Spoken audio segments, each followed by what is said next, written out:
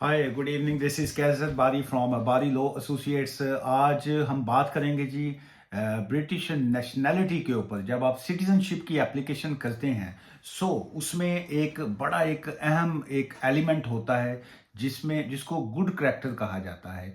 और क्या good character की बेस के ऊपर जो है आपकी सिटीजनशिप की एप्लीकेशन को होम ऑफिस रिफ्यूज कर सकता है, या अगर आपने डिसऑनेस्टी करते हुए, आपने गलत बयानी करते हुए, आपने होम ऑफिस को मिसलीड करते हुए, या आपने ऐसा नहीं किया लेकिन होम ऑफिस ये समझता है कि जी कि आपने उनके साथ गलत बयानी की है, और क्या वो बाद में आपकी जो नेशनैलिटी है या आपकी जो सिटीजनशिप है उसको होम ऑफिस कैंसिल कर सकता है। आज इसी से रिलेटेड जो कुछ चीज़ें हैं उस पर बात करेंगे। उसकी वजह यह है आज का ये वाला टॉपिक चूज करने की कि एक फैसला जो है आज एक आया है।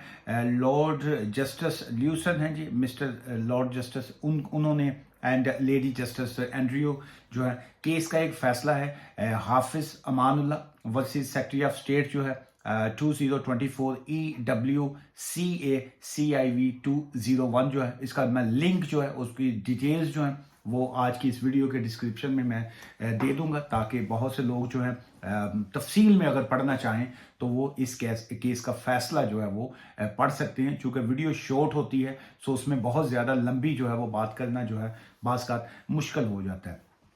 अब इस केस में हुआ क्या था कि जो एपिलेंट है उसकी जो होम ऑफिस ने उसकी जो सिटीजनशिप जो थी, ब्रिटिश सिटीजनशिप जो थी, उसको वो कैंसिल कर दिया। उसको कैंसिल इस बेस पे किया कि तुमने गलत बयानी की है, और सेकंड ये है कि तुम्हारा उसके ऊपर क्रिमिनल चार्जेस हैं। लेकिन अल्टीमेट ये है कि जिस वक्त ये वाला केस जो है वो अपील में गया, अपीलेंट कोर्ट में गया, so appellant keeps British nationality after court of appeal overturns dishonesty finding जो है।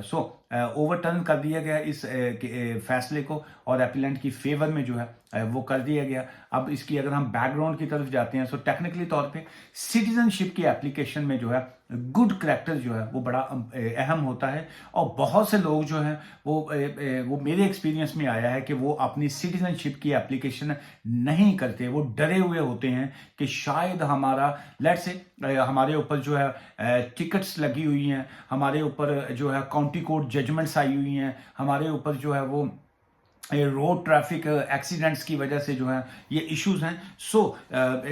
जो है उसकी वजह से हमें शायद नेशनैलिटी हमारी जो है वो सिटीजनशिप हमें नहीं मिलेगी, या हम कन्विक्टेड। बहुत से लोग देखिए डोमेस्टिक वायलेंस के जब केसेस होते हैं, या बहुत से लोगों के साथ जब लड़ाई झगड़ा या बाकी चीज़ें आती हैं, वो पुलिस के पास पेश हुए होते हैं, अरेस्ट भी हुए होते हैं। बहुत से केसेस में जो है वो उनको मैजिस्ट्रेट कोर्ट में भी पेश किया जाता है। बहुत से केसेस में जो है वो बेल पे बाहर भी आ जाते हैं।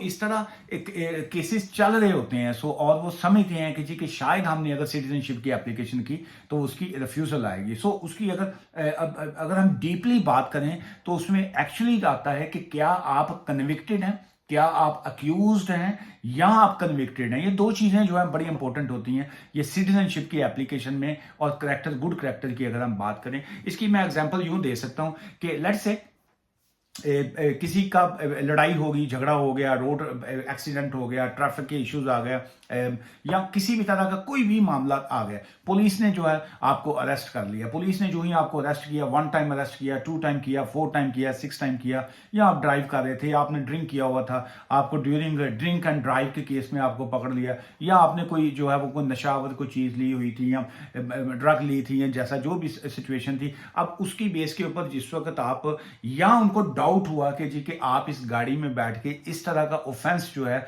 या ये क्राइम कर रहे हैं, लेकिन उन्होंने आपको अरेस्ट किया, लेकिन उसके बाद अल्टीमेट कुछ मिला या ना मिला। अब 2 सेपरेट कंडीशंस आ जाती हैं। अब एक में नहीं मिला, लेकिन पुलिस ने आपको अरेस्ट किया, कुछ घंटे आपको लॉकअप में रखा, फिर उसके बाद जो है आपको वैसे खुद से छोड़ दिया, या आपको बेल के ऊपर छोड़ दिया। या और सेकंड ये है, उनको मिला, उन्होंने आपको उसके बाद आपको अरेस्ट किया, लेकिन चार्जेस जो थे वो इतने माइनर थे कि जी के आप कन्विक्ट नहीं हो सके। थर्ड कंडीशन आ जाती है कि वो इस तरह के चार्जेस लगे कि आप कन्विक्ट हो गए, so now you are convicted, आपके ऊपर इल्ज़ाम जो है वो साबित हो गया, आपको उन्होंने जो है सज़ा आपको कोर्ट से मिल गई। ये 3-4 चीज़ें जो हैं ये डिफरेंट आ जाती हैं। सो इसलिए सिटीजनशिप की एप्लीकेशन, नेशनैलिटी की एप्लीकेशन जो है इस ऑलवेज एडवाइजेबल कि प्रॉपर लीगल एडवाइस लेके अपने सर्कमस्टांसिस डिस्कस करके, ये नहीं कि आप यूट्यूब के चैनल पे सवाल छोड़ेंगे जी मेरे नाल इंज होया तो मेरी इसकी बनती है कि नहीं बनती, तो मैं कैसे बताऊंगा कि कैसे बनेगी। ये वाले भाई साहब जिसका मैं आज आपको जिक्र कर रहा हूं, इन्होंने होम ऑफिस में एप्लीकेशन फाइल की, वहां से उनकी रिफ्यूजल आई, वो कोर्ट में गया, अपील उनकी फेवर में आई, होम ऑफिस अपर ट्राइब्यूनल में वहां पे चला गया, फिर वहां पे अपर ट्राइब्यूनल में होम ऑफिस की फेवर में केस हुआ, ये साहब जो थे फिर कोर्ट ऑफ अपील में ऊपर चले गए। ये लास्ट टाइम तक जो है इनकी जंग जो थी, वॉर जो थी इनकी अपने राइट के लिए ये लड़ते रहे, और अल्टीमेट जो है इनको जीत तो हो गई, लेकिन ये इसके पीछे इतनी फाइलों का जो है वो पलंदा है। सो उनकी जजमेंट्स या बाकी चीज़ें देखते हुए जो मैं अपनी ओपिनियन दे सकूंगा, या आप यूट्यूब के ऊपर एक लाइन लिखेंगे तो आपको मशवरा दिया जाएगा, ऐसा नहीं होता। सियाना बंदा जो है, जो अक्लमंद आदमी होते हैं, वो अपॉइंटमेंट बनाते हैं। ऑब्वियसली मैं कंसल्टेशन की फीस चार्ज करता हूँ, वो कंसल्ट करते हैं, वो अपना मैटर डिस्कस करते हैं, फिर उसके बाद ये सब कंसल्टेशन की हद तक होता है। फिर फर्दर अगर उन्होंने कोई अपने डॉक्यूमेंट्स या फाइल चेक करवाते हैं, उसकी ऑब्वियसली मैं डॉक्यूमेंट्स देखने की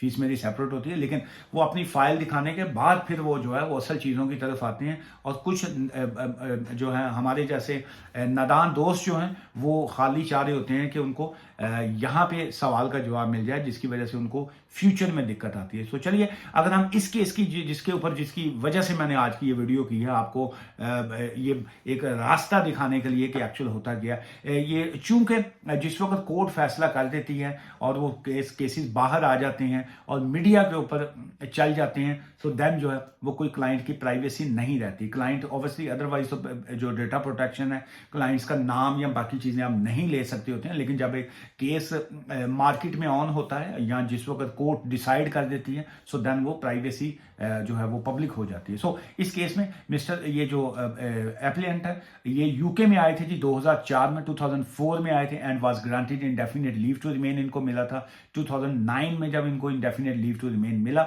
और उसके बाद जो है इन्होंने 2012 में जो था, जून 2012 में इन्होंने अपनी ब्रिटिश सिटीजनशिप की एप्लीकेशन फाइल की। आफ्टर 4 वीक ही वाज ग्रांटेड सिटीजनशिप। 4 वीक के बाद इनको सिटीजनशिप जब मिल गई, तो उसके बाद सिटीजनशिप इनको मिल गई। लेकिन मिस्टर ये जो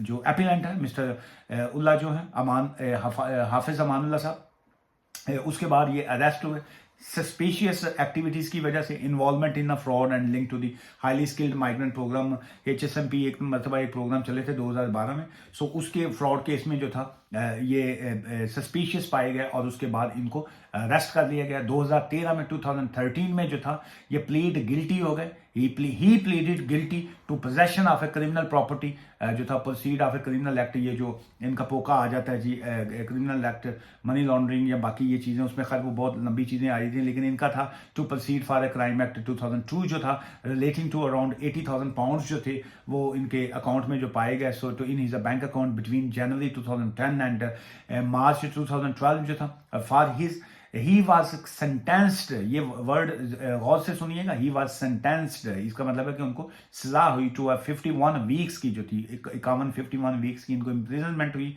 सो he was found guilty of a fraud, he was found guilty of a fraud. ये सारा कुछ जो था हो गया, कन्विक्टेड हो गया, सारा कुछ हो गया, लेकिन उनका जो ये कब से स्टार्ट हुआ, 2013 में, 2013 में, और उनको जो था सिटीजनशिप उनको मिली हुई थी जून 2012।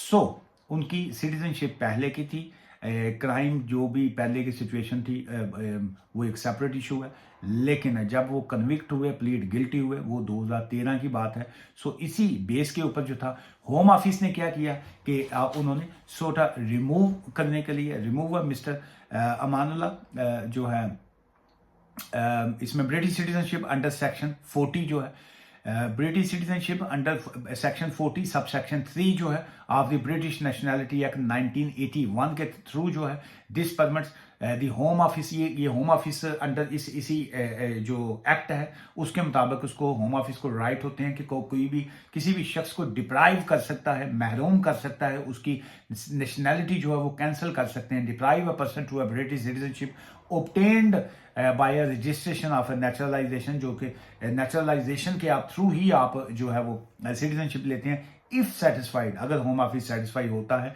That the registration of a naturalisation was obtained by a means of a fraud, कि आपने फ्रॉड की बेस के ऊपर जो है वो सिटीजनशिप ली थी, फॉल्स इंफॉर्मेशन की बेस के ऊपर आपने सिटीजनशिप ली है। और concealment of A material fact, concealment of A material fact का मतलब होता है कि जो आपकी फैक्चुअल पोजीशन थी आप उसको आपने उसको एग्जैक्टली नहीं बताया और उसमें आपने दाएं बाएं जिग जैग जो है वो खेला। चूंकि बहुत से वकील जो हैं वो इस तरह की जिग जैग खेल जाते हैं। मैं वैसे शरीफ आदमी हूं, मैं इस तरह के जिग जैग जो है मैं नहीं खेलता। सो अच्छा, इसमें फिर फर्दर क्या है कि the test under section 40 sub section 3 जो है इन्वॉल्व दी 3 स्टेजेस प्रोसेस इसमें होता है जी।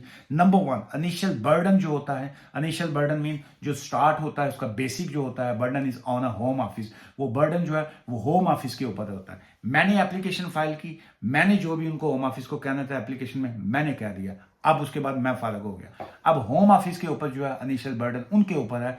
होम ऑफिस ने साबित करना है कि मैंने गलत बयानी की, मैंने डिसऑनेस्टी के साथ एप्लीकेशन की, मैंने जो है वो कंसीलमेंट ऑफ मटीरियल फैक्ट किया, उसकी बेस के ऊपर जो है होम ऑफिस मुझसे जो है वो क्वेश्चन आंसर करेगा कि भाई साहब आपने ये किया, दैट्स वाई जो है हम आपकी एप्लीकेशन को जो है वो रिफ्यूज कर सकते हैं, अदरवाइज आप जो है इसकी एक्सप्लेनेशन जो है वो दें। सो मैंने एक्सप्लेनेशन उसकी दी on the basis of balance of probabilities कि मैं ये समझता हूं कि ये ऐसे हुआ और मेरी नीयत ऐसी नहीं थी, या ना मेरी इंटेंशन ऐसी थी, ना मैंने मिसलीड किया।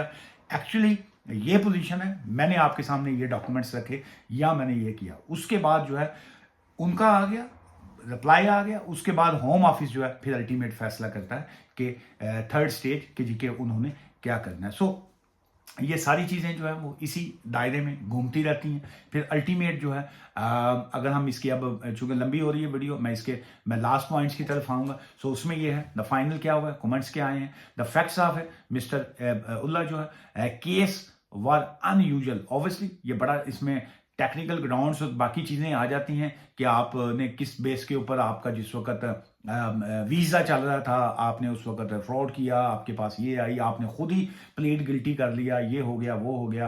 ये जो है ये चूंकि हम इस केस की बात कर रहे हैं लेकिन हर बंदे का केस जो है वो डिफरेंट होता है। माइट बी कि आपने प्लीड गिल्टी ना किया हो सकता है कि आपका क्राइम जो है वो इससे बड़ा हो सकता है आपका क्राइम इससे छोटा हो सकता है कि वो आपका क्राइम ही ना हो जिसको आप समझते हैं कि जी कि वो क्राइम है, वो जो है वैसी सिचुएशन ना हो। So first arrested after citizenship has already been granted. So इसमें जो मेजर टैकल करने वाला जो चीज़ें हैं उसमें यह है कि आपको सिटीजनशिप जो थी वो पहले की मिल चुकी हुई थी। एंड जो अदर एलिमेंट्स आ जाते हैं, offence required that the suspected that he was in a possession of a criminal property. So उसमें even in a case with a more damaging fact या बाकी चीज़ें जो आ जाती हैं वो सेपरेट उसके फैक्ट्स आ जाते हैं। द कोर्ट ऑफ अपील जो है क्लियरली इसमें सारी चीज़ें जो है करते हुए और उसमें अल्टीमेट जो है उसमें ये आ गया कि home office to comply with the directions and engage with the issues in the case, कि जी के केस के तमाम इश्यूज को होम ऑफिस को कंसीडर करना चाहिए था। It remains to be seen whether the court of appeal का फैसला जो है and endorsement of the importance of the focused cross examination prompt improved case preparation जो है और उसमें क्या ये सारी चीज़ें जो है उसमें क्रॉस एग्जामिन जो है उसमें वो भी बड़ा इंपॉर्टेंट फैक्टर आ जाता है। सो आज की इस वीडियो से मुझे इजाज़त दें इसी पॉइंट के साथ कि अगर आप की सिटीजनशिप की एप्लीकेशन जो है वो रिफ्यूज़ हुई है तो वो देखिए कि किस बेस पे रिफ्यूज़ हुई है। रिफ्यूज़ल से पहले आप ये देखिए कि क्या आप सिटीजनशिप की एप्लीकेशन करने लगे हैं तो आपको पता है आपने किस तरीके से एप्लीकेशन करनी है। ये गुड करैक्टर और बैड करैक्टर जो है उसमें आप किस तरीके से उनको जस्टिफाई कर पाएंगे। सो ये जो ऑल फैक्टर्स हैं ये बड़ा इन्वॉल्व होते हैं। सिटीजनशिप की एप्लीकेशन आपका अल्टीमेट फाइनल जिसको कहते हैं ना कि जी कि सारी उम्र जी ये इबादत की थी तो आखिर में आपने जन्नत में जाना है। सो इसी तरह ये जो सिटीजनशिप है ये एक लास्ट स्टेज होती है। सो इसमें जो है गलती या कोताही की गुंजाइश जो है वो निश्चित है, नहीं है। सो इसलिए सिटीजनशिप की एप्लीकेशन जो है उसको प्रॉपर सॉलिड तरीके से आपको करनी चाहिए। You are most welcome. अगर आपको मेरी इसमें ब्रिटिश नेशनैलिटी या सिटीजनशिप के हवाले से मेरी सर्विस चाहिए हो, ऑब्वियसली मैं फीस चार्ज करता हूँ। बार बार कहना पैंदा है चूँकि अक्सर लोग जो है फीस के नाम के ऊपर यहाँ से बात साइड से निकाल देते हैं। दुआ में याद रखिएगा। Take care, bye for now.